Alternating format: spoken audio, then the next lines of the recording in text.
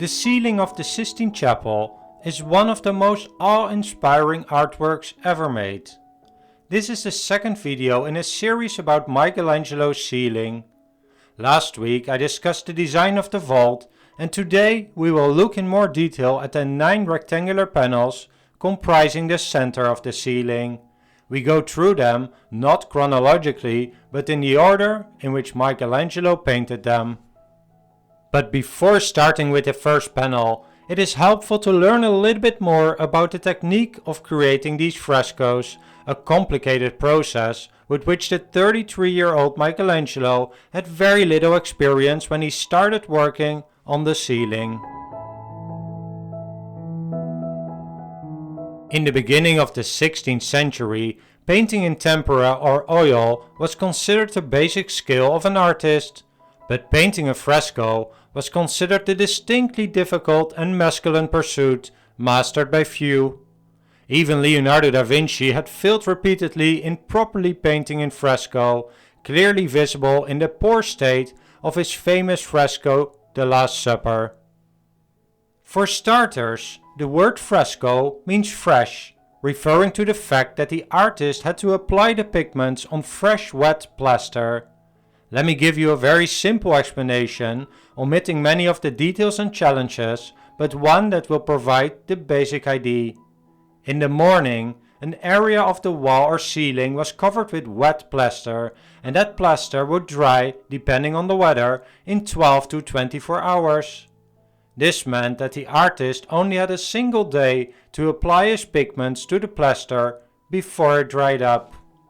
If the work during that day was not good, there were two options.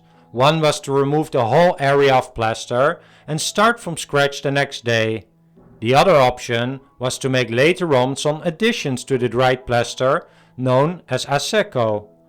The big disadvantage of these a secco touches was that over time they were the first to discolor.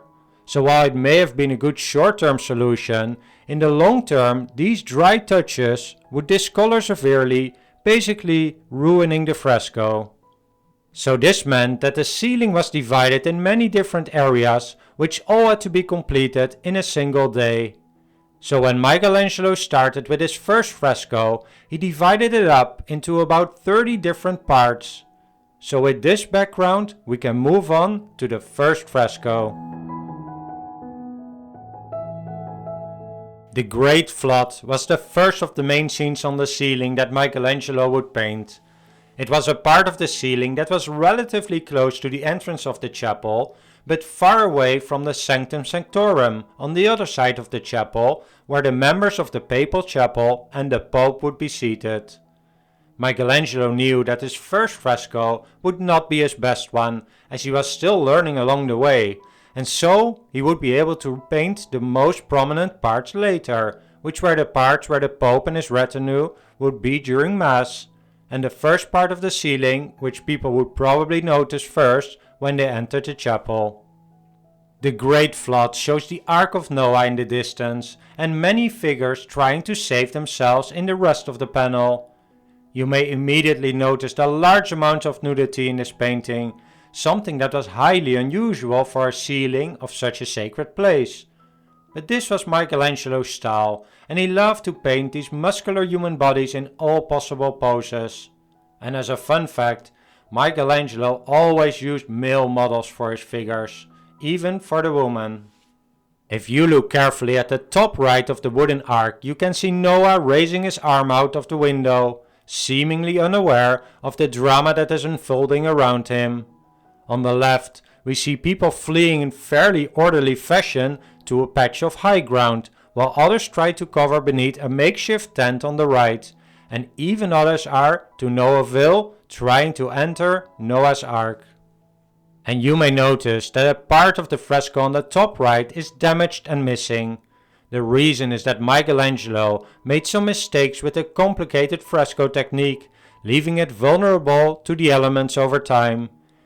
He even had to destruct a large part of the fresco because of some mistakes he made. Not counting the more than 12 days of works that he had removed, the completion of this fresco took him 29 days, and he realized that at this rate he would never finish the full ceiling.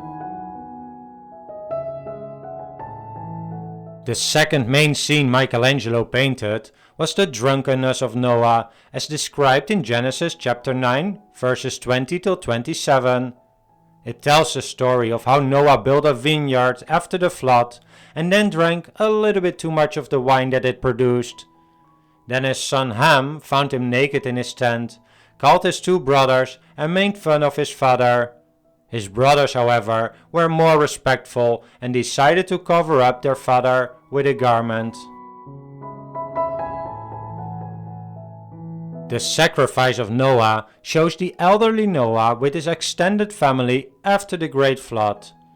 They are giving thanks to God for saving them from this disaster. Noah stands in front of an altar which is being stoked with wood while they prepare a ram as an offer. The poses for several of these figures were inspired by some ancient statues that Michelangelo had seen around Rome. He would make sketches of all the statues and poses he came across and used them as inspirations for his frescoes. By the way, Michelangelo first thought of filling the vault with scenes from the New Testament, which was much more common for ceilings of religious buildings. But for some reason, scenes from the Old Testament were more popular among sculptors, which Michelangelo was at heart, so he changed his mind to paint scenes from the first part of the Bible.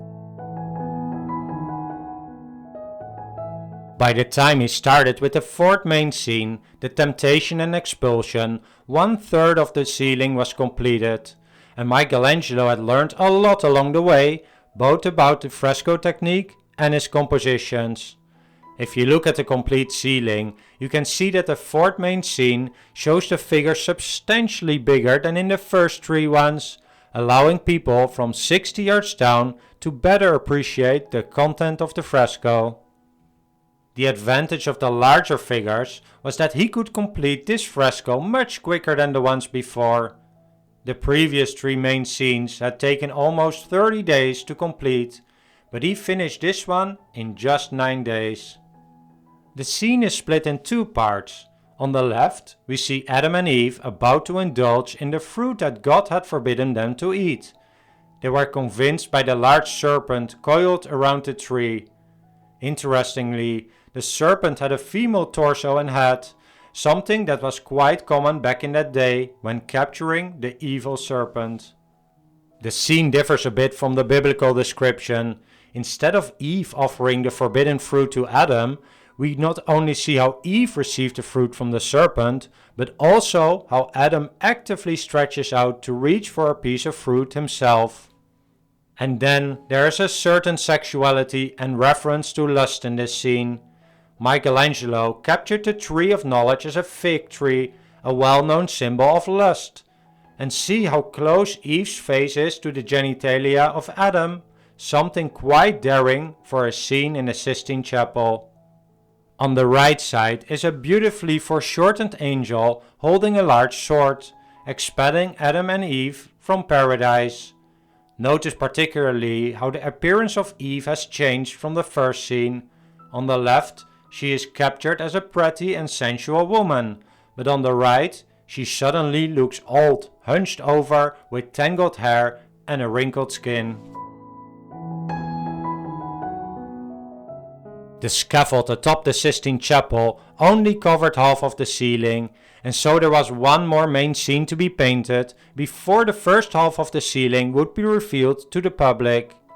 It seems that Michelangelo was eager to finish this and get some rest before the scaffold would be broken down and moved to the other side of the chapel. The scene is not as impressive as his previous one about the temptation and expulsion. It is a relatively small scene showing how God created Eve from the sleeping Adam. The scene is flanked by two bronze shields, of which the contents are hard to see. Given their underwhelming impact, it may not be surprising to know that Michelangelo barely touched these shields and left that work to his assistants. And they were not painted on the wet plaster, but a secco, which, as explained earlier, deteriorates substantially over time. After finishing the first half of the ceiling, Michelangelo had several months to think about his plans for the second half of the ceiling. The Pope was out of town, and the scaffold had to be moved to the other side of the chapel, allowing him to make numerous sketches for the remaining scenes. When he was finally allowed to resume work, he immediately started with the creation of Adam, nowadays the most famous element of the ceiling. It would take him 16 days to create this scene. He painted Adam as a beautiful, flawless human being, shaped after the perfection of God, who soars through the air, surrounded by a billowing cloak and 10 cherubs and 1 woman. The identity of this woman has led to a lot of speculation, but the most common explanation is that this is Eve, who is yet to be created. But it is something else that takes center stage here, and that is of course the outstretched hands and fingers in the center, representing the spark of life that flows from God's index finger to Adam. One fun fact about this most iconic element is that the stretched out finger of Adam that we see here was not painted by Michelangelo. He did originally paint it, but during the 1560s there appeared a crack in the ceiling running through the index finger of Adam. And in the year after Michelangelo had died, a pretty unknown artist called Domenico Carnevale was asked to fix this crack and repaint the finger. The 7th scene shows God floating through heavens. It is an extremely foreshortened figure, something that had no parallels during that time, showing God stretching out his arms. It's a bit of a speculation of what day of the creation this represents, but most people believe it is the moment that God divided the water from the earth. The reason that it is not so easy to see what is going on exactly is that Michelangelo continued to simplify his scenes such that they were easier to interpret from ground level.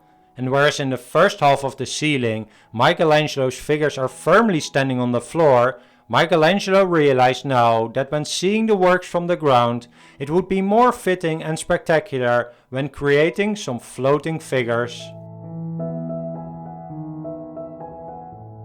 This scene shows the events from the 3rd and 4th day of the creation. On the left side we see God from behind once again floating through the air, and the patch of green that we see are the plants that he created on the 3rd day.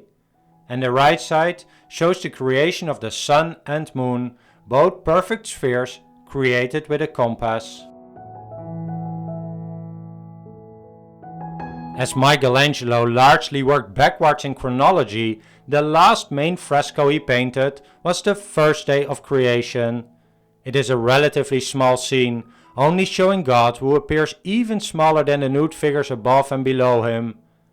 God seems to spin through a cloudy vortex, doing his magic to create light. Michelangelo captured God here in a complicated contrapposto pose, with his shoulders turning one way and his hips the other. This scene was painted directly above the Pope's throne in the Sistine Chapel, and was thus arguably the most important one on which the Pope would judge his work. And as evidence of Michelangelo's confidence and growth during the full process, this scene was completed in a single day, a remarkable feat given that his first main scene, painted almost 4 years earlier, took him over 1 month.